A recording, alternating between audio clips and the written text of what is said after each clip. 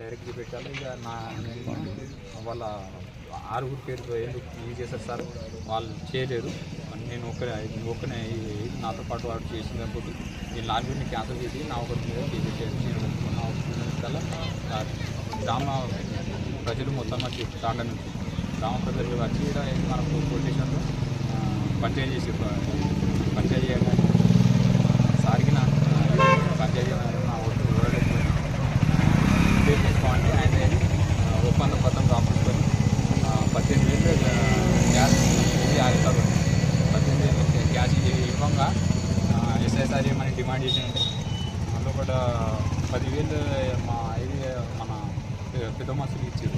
10,000 పెద్ద మనుషులు ఇవ్వంగా నాకు సపరేట్ ఇప్పించి నాకు రెండు కెమెరాలు ఇచ్చి, లేకపోతే 2 కెమెరాలు ఇచ్చి 20,000 చేతి కానీ అనేకల స్కానర్ ఒకటి 10,000 స్కానర్ కొట్టిన 10,000 చేతిలో ఇచ్చిన ఇవ్వంగానే మళ్ళీ బయటికి రాగానే ఇంకా 2 కెమెరాలు 20,000 ఇవ్వాలి, లేకపోతే కూడగానే మీద ఇది వేరే కెమెరాలు అసలు దేనికోసం ఆ కెమెరాలు ఎక్కడ ఇవ్వమన్నాడు, ఇక్కడ ఇచ్చే స్టేషన్లు ఇచ్చారా లేకుంటే ఆ కెమెరాలు కొని ఇచ్చారా? కొని మనీ చెప్పిండు. కొని కోసం పైసలు పైసలు దేనికి ఎక్కడ ఏం చేసుకుంటారు?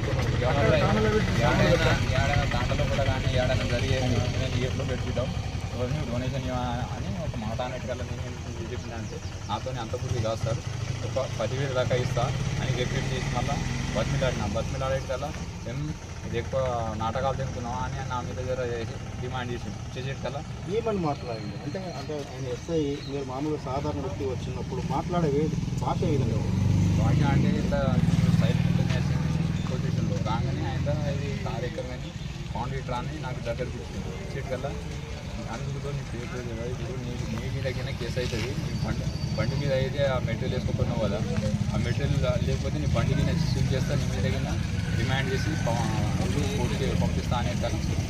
సరే సార్ ఏదైనా చేస్తే నా ఒక ఇద్దరు పైన చేయని కానీ వాళ్ళని చెరుకుంటాడానికి వాళ్ళు వెళ్ళిపోతారు, వాళ్ళ మీద వద్దు సార్, దేనికైనా నేను సిద్ధం ఒప్పుకుంటా అని నేను ఆ సార్కు చెప్పేటల్లా సరే ఎంత ఇస్తామంటే 40,000 ఇస్తా అని చెప్పేసిన డైరెక్ట్. సార్ చెప్పగానే సరే వెళ్ళిపోబాబు అని బయటకు పెట్టి ఎన్ని 3 days తర్వాత మీకు కలిసి అమౌంట్ ఇచ్చేస్తా సార్ అంటే సరే నాకు 3 days తర్వాత కలువు అన్నాడు. ఆయనతో మా భార్యకి ఇది హెల్త్ బాగలేదని ఆయన మెదడుతో మా భార్యను తీసుకుపోయినా 2 days బయటనే ఉన్నా. అదే ఇక ఫోన్ చేసి ఏం ఇక రావా అని డైరెక్ట్ కార్ తీసుకొని మా తాండకు వచ్చిండు. ఆడ మా తాండలో కూడా వచ్చిండు. తాండలో కూడా రాగానే నేనేం చేసిన అంటే ఆడ ఇక పొలం దిక్కున్నాను. పొలం దిక్కుంటే నాకు ఫోన్ చేయగానే ఇక